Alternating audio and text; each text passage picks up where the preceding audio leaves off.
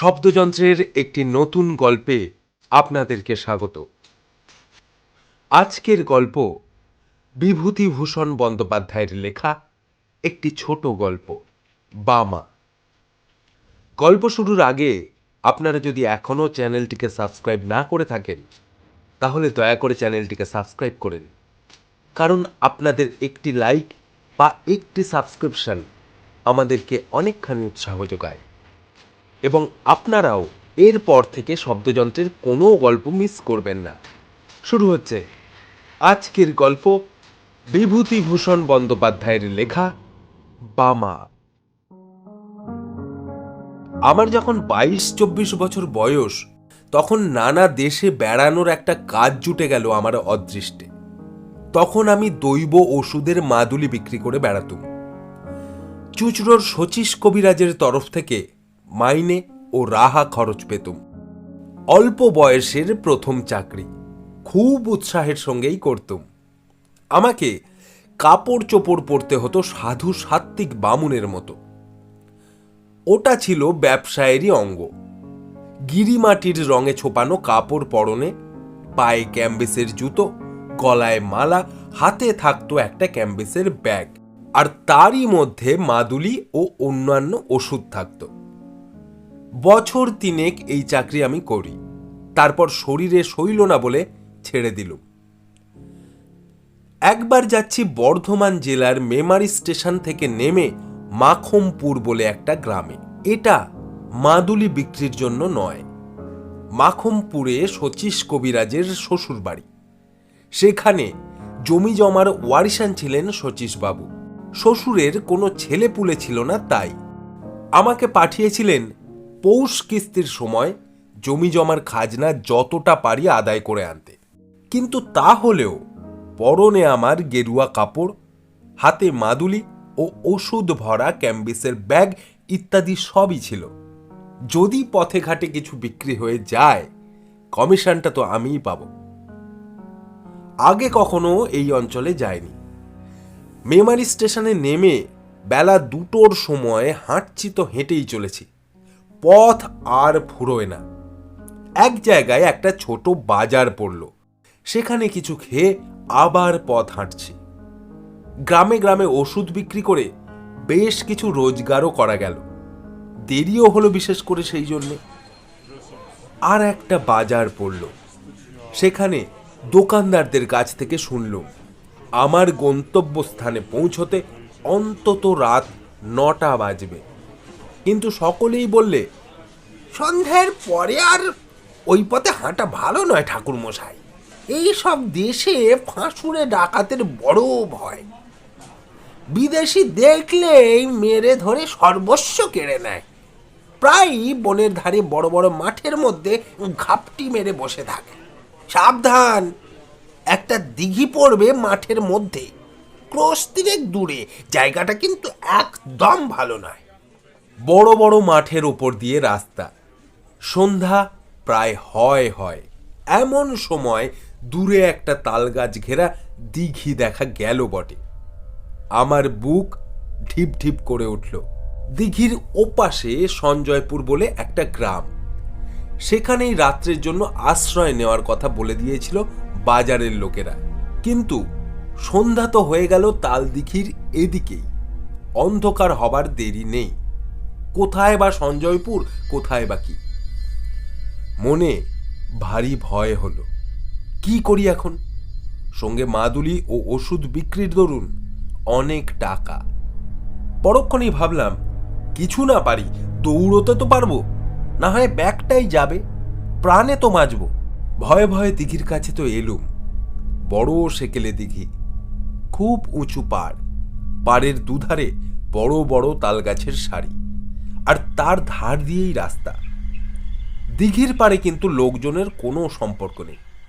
যে ভয় করেছিলুম, দেখলুম সবই ভুয়ো। মানুষ মিথ্যে যে কেন এরকম ভয় দেখায়। প্রকাণ্ড দিঘিটার পাড় ঘুরে যেই না তালবনের সারি ও দিঘির উঁচু পাড়কে পেছনে ফেলেছি, সামনেই দেখি ফাঁকা মাঠের মধ্যে দূরে একটা গ্রাম লিলি করছে। নিশ্চয়ই ওটাই সঞ্জয়পুর। বাঁচা গেল বাবা, কি ভয়টাই না দেখিয়েছিল লোকে।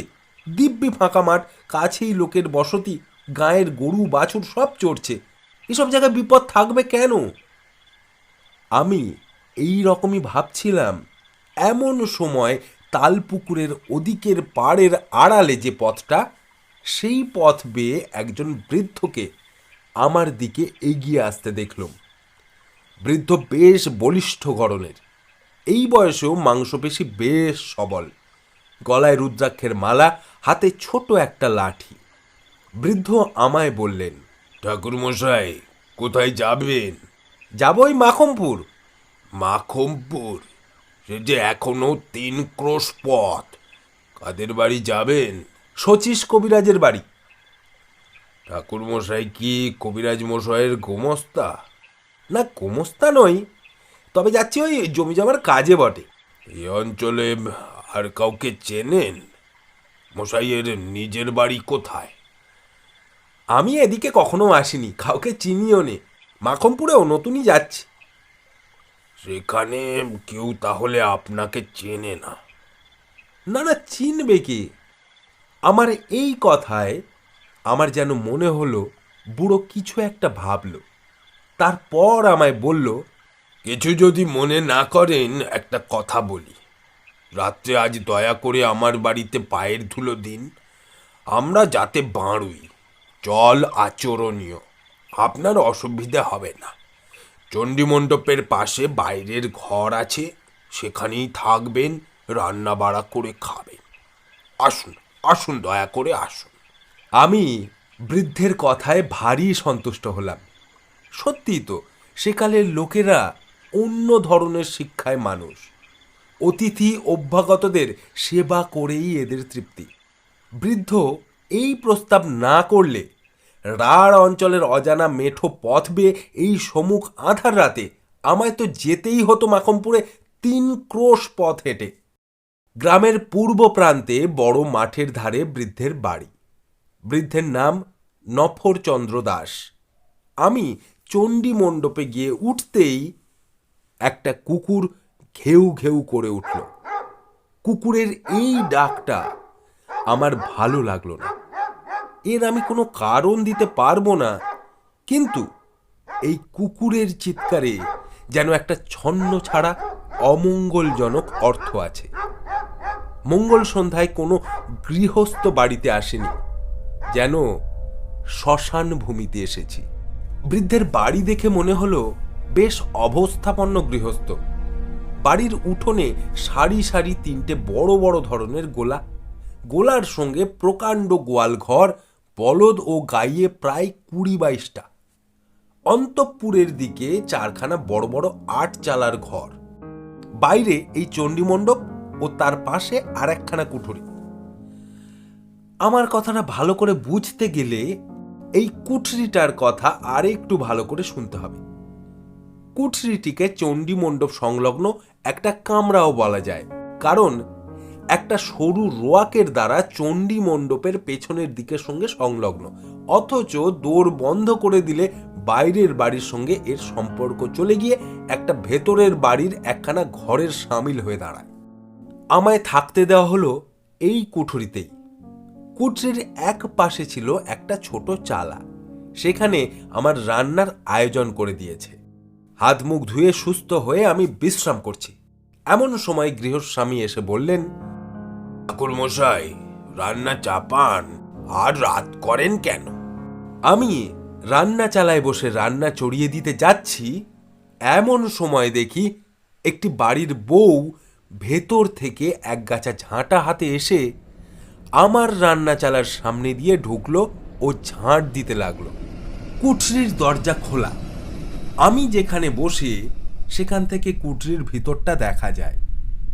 আমি 2-1বার বিস্ময়ের সঙ্গে দেখলুম বউটি ঝাঁট দিতে দিতে আমার দিকে চেয়ে চেয়ে দেখছে। 2-3বার বেশ ভালো করে লক্ষ্য করে মনে হলো বউটি ইচ্ছে করেই আমার দিকে অমন করে চাইছে। আমি দস্তুর মতো অবাক হয়ে গেলুম। ব্যাপার কি? সম্পূর্ণ অপরিচিতা মেয়ে, পল্লীর গৃহবধূ, তার এমন ব্যবহার তো মোটেও ভালো কথা নয়। কি হাঙ্গামার মধ্যে আবার পড়ে যাব রে বাবা! কর্তাকে কাছে বসিয়ে রাঁধতে রাঁধতে গল্প করব নাকি? এমন সময় বউটি ঝাঁট শেষ করে চলে গেল, কিন্তু বোধহয় 5 মিনিটের মধ্যেই আবার এলো। দেখে মনে হলো সে যেন খুব ব্যস্ত, উদ্বিগ্ন এবং উত্তেজিত। এবারও সে কুঠরির মধ্যে ঢুকে এটা ওটা সরাতে লাগলো এবং আমার দিকে চাইতে লাগলো। তারপর হঠাৎ রান্না চালার দরজায় এসে চকিত দৃষ্টিতে চারিদিক চেয়ে কেউ নেই দেখে আমার দিকে আরো সরে এলো এবং নিচু সুরে বলল, ঠাকুরমশাই, আপনি আপনি কিন্তু এখান থেকে পালান। আজকে কিন্তু আপনার ভয়ানক বিপদ। এরা সবাই ফাঁসুরে ডাকাত। আজকে রাতেই কিন্তু আপনাকে মেরে ফেলবে। বলেই চট করে বাড়ির মধ্যে চলে গেল। শুনে তো আর আমি নেই। হাতের খুন্তি হাতেই রইল।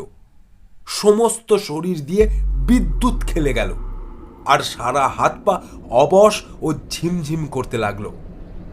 বলে কি, দিব্যি গেরস্ত বাড়ি, গোলাপালা, ঘরদোর, ডাকাত কিরকম? কিন্তু পালাবই বা কেমন করে?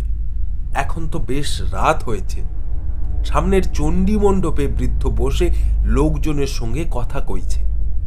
ওখান দিয়ে যেতে গেলে তো সন্দেহই করবে। কাঠের মতো আড়ষ্ট হয়ে গিয়েছি একেবারে। হাতে পায়ে জোর নেই, কিছু ভাববারও শক্তি নেই। মিনিট 5 এমনি ভাবে কাটল। এমন সময় দেখি সেই বউটি আবার কি একটা কাজে কুঠরির মধ্যে ঢুকে খোলা দরজা দিয়ে আমার দিকেই চেয়ে দাঁড়িয়ে রইল। মেয়েটি কথা বলবার পূর্বেই আমি বললুম, তুমি তুমি যেই হও, তুমি পরম দয়াময়ী, বলে দাও আমি কোন পথে কিভাবে পালাবো? বউটি চাপা স্বরে বলল, সেই জন্যেই এলুম, সব দেখে এলুম। পালাবার পথ নেই, ওরা ঘাঁটি আগলে রেখেছে। আমি বললুম, তবে উপায়? মেয়েটি বললে, একটা মাত্র উপায় আছে, তাও আমি ভেবে এসেছি।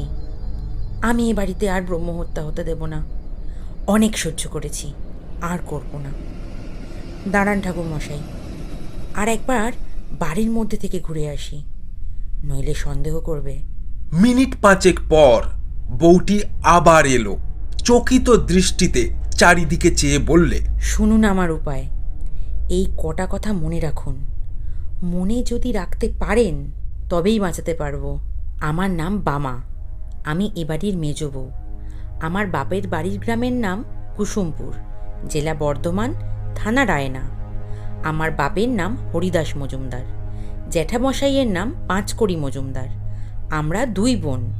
আমার দিদির নাম খান্তমণি, বিয়ে হয়েছে সামন্তপুর তেওটা, বর্ধমান জেলা। শ্বশুরের নাম দুর্লভ দাস, সবাই যাতে বাড়ুই।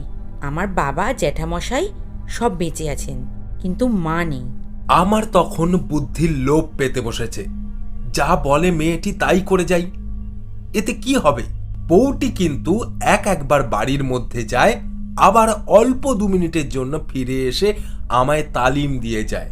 মনে আছে তো জ্যাঠামশাইয়ের নাম কি? আমি বললুম, হরিদাস মজুমদার। না না, পাঁচকড়ি মজুমদার। বাবার নাম হরিদাস মজুমদার। আমার দিদির নাম কি? শ্বশুরবাড়ি কোন গায়ে? খান্তমণি। শ্বশুরবাড়ি হলো শ্বশুরবাড়ি। আপনি সব মাটি করলেন দেখছি। সামন্তপুর তেওটা, বলুন। হ্যাঁ, সামন্তপুর তেওটা। শ্বশুরের নাম হলো রামযদু দাস, দুর্লভ রাম দাস। অবশেষে মিনিট 10-12 মধ্যে আমার কাছে সব পরিষ্কার হয়ে এসেছে। বউটি বললে, রান্না খাওয়া করে নিন ঠাকুরমশাই, কোনো ভয় করবেন না। আমার বাপের বাড়ির নামধাম যখন জানা হয়ে গেছে তখন আপনাকে বাঁচাতে পেরেছি। এখন শুনুন, খাওয়া দাওয়ার পরেই শ্বশুরমশাইয়ের কাছে আমার বাপের বাড়ির পরিচয় দিয়ে বলবেন আপনি তাদের গুরুবংশ। আমার নাম বলে জিজ্ঞেস করবেন আমার বিয়ে হয়েছে কোথায় জানো না কি? গলা যেন না কাঁপে, কোনো রকম সন্দেহ যেন না হয়। আমি চললুম, আবার আসব আপনি শ্বশুরকে বলবার পরে, কিন্তু দেরি করবেন না বেশি। বিপদ কখন হয় বলা তো যায় না। রান্না খাওয়া শেষ না করলেও তো সন্দেহ করতে পারে। রান্না খাওয়া তাই করতেই হলো। রাতের অন্ধকার তখন বেশ ঘন হয়ে এসেছে। রাত আন্দাজ 10টার কম নয়। আহারাদির পর নিজের কুঠুরিতে বসেছি, আর আমার মনে হচ্ছে এ বাড়ির সবাই যেন খাঁড়ায় রামদায় শান দিচ্ছে আমার গলাটি কাটবার জন্য। এই সময় গৃহস্বামী স্বয়ং আমার জন্য পান নিয়ে এলো। বললে, কি ঠাকুরমশাই, আহারাদি হলো? এবার দিব্যি করে শুয়ে পড়ুন, মশারিটা টাঙিয়ে দিয়ে যাচ্ছি। রাত হয়েছে, আর দেরি করবেন না। আমি বললুম, হ্যাঁ, একটা কথা বলি, আমাদের এক মন্ত্রশিষ্য ওই বাড়ি কুসুমপুর, থানা রায়না, নাম পাঁচকড়ি, না মানে হরিদাস মজুমদার, তার একটি মেয়ের নাম বামা। এদিকেই কোথায় ওই বিয়ে হয়েছে। তারাও তো যাতে তোমাদের এই বাড়ুই কিনা, তাই হয়তো চিনলেও চিনতে পারো। মেয়েটির জ্যাঠা দুর্লভ না মানে পাঁচকড়ি আমায় বলে দিয়েছিল মেয়েটির শ্বশুর বাড়ির খোঁজ করে একবার সেখানে যেতে। তা যখন এলুম এ দেশে, আমার কথা শুনে বৃদ্ধ যেন কেমন হয়ে গেল। আমার দিকে অবাক হয়ে চেয়ে বললে, কুসুমপুরের হরিদাস মজুমদার বামা, আপনি তাদের চিনলেন কি করে? বামার কথা স্মরণ করে গলা না কাঁপিয়ে দৃঢ় স্বরে বললুম, আমি যে তাদের গুরু বংশ, আমার বাবার ওরা মন্ত্রশিষ্য কিনা। বৃদ্ধ তাড়াতাড়ি বললে, বসুন, আমি আসছি। আমি একাই কুঠুরির মধ্যে বসে রইলুম। সন্দেহ ভয় কিছুই যায়নি। আর এরা যে গুরুদেবকেই রেহাই দেবে তা কে বলেছে? কিছুক্ষণ পরে বৃদ্ধ ফিরে এলো। পেছনে পেছনে সেই বধূটি আর একজন সন্ডামার্কা গোছের যুবক এবং একজন প্রৌঢ়া স্ত্রীলোক, সম্ভবত বৃদ্ধের মা। বৃদ্ধ বললে, এই যে বামা ঠাকুর মশাই, আমারই মেজ ছেলের সঙ্গে এই আমার মেজ ছেলে শম্ভু। গড় করো, সব গড় করো। মেজ বৌমা, দেখো তো চিনতে পারো কিনা একে। চমৎকার অভিনেত্রী বটে বামা, অদ্ভুত অভিনয় করে গেল বটে। ঘোমটা খুলে হাসি মুখে সে আমার পায়ের ধুলো নিয়ে প্রণাম করলে, গলায় আঁচল দিয়ে। জীবনদাত্রী দয়াময়ী বামা। আমার চোখে প্রায় জল এসে পড়ল। তারপর সে রাত্রি তো কেটে গেল। খাবার জল দেওয়ার ছুতো করে এসে বামা আমায় আশ্বাস দিয়ে গেল। বললে, বিপদ কেটে গিয়েছে। আমার চোখে না পড়লে সর্বনাশ হয়ে যেত। ভিটেতে ব্রহ্ম হত্যে হতো। অনেক হয়েছে। এই কুঠুরিতে, এই বিছানায়, এই মেঝেতে অনেক লাশ পোঁতা। আমার মনের অবস্থা বলবার নয়। বললুম, পুলিশ কি গায়ের লোক কিছু টের পায় না? কিচ্ছু বলে না? কে কি বলবে? এ ফাঁসুরে ডাকাতের গাঁ, সবাই এরকম। আগে জানলে কি বাবা এখানে বিয়ে দিতেন? বিয়ের পর সব ধরা পড়ে গেল আমার কাছে। এখন আমার একটি সন্তান হয়েছে। এ পাপ ভিটে বাস করলে তার অকল্যাণ হবে। ওকে বারণ করি, কিন্তু ও কি করবে? মাথার ওপর শ্বশুর মশাই রয়েছেন, পুরনো ডাকাত দাদারা রয়েছে। আপনি ঘুমিয়ে পড়ুন বাবা ঠাকুর, আর ভয় নেই। সকাল হলো। বিদায় নেওয়ার সময় বৃদ্ধ আমায় 5 টাকা গুরু প্রণামী দিলেন। বামাকে আড়ালে ডেকে বললুম, তুমি আমার মা, আমার জীবনদাত্রী, আশীর্বাদ করি চিরসুখী হও মা। বামার মতো বুদ্ধিমতী নারী জীবনে আর আমার চোখে পড়েনি। কত কাল হয়ে গেল।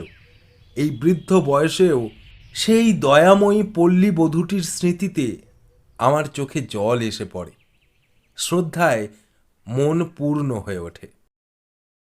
এতক্ষণ শুনছিলেন বিভূতিভূষণ বন্দ্যোপাধ্যায়ের লেখা বামা। গল্পটি ভালো লেগে থাকলে আমাদের চ্যানেলটিকে সাবস্ক্রাইব করবেন। ধন্যবাদ।